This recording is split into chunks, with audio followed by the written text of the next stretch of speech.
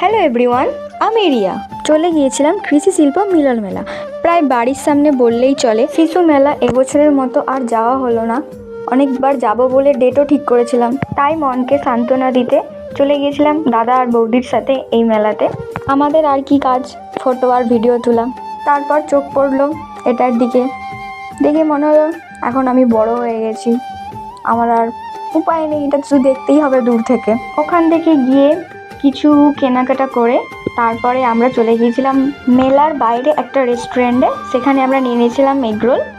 আর কিছু খাইনি, কারণ আমাদের নিমন্ত্রণ ছিল বিজয়ার পর মাংস ভাতের এরকম নিমন্ত্রণ ছিল। তারপরে আমরা ওখান থেকে বাড়ি চলে আসলাম। বাড়িতে এসে চলে গিয়েছিলাম খেতে যাওয়ার জন্য। এদিকে আমি খেতে বসেও পড়েছি আর সবাই বসে পড়েছে। আজকের মেনুতে ছিল ভাত আর মাংসর ঝোল, তেমন কিছু ছিল না, যেহেতু আগের দিন সবাইকে খাওয়ানো হয়ে গেছে। কিছু কিছু জনের নিমন্ত্রণ ছিল। খাওয়া দাওয়া করে বাড়ি চলে আসলাম। তো এই পর্যন্তই, দেখা হচ্ছে নেক্সট ভিডিওতে।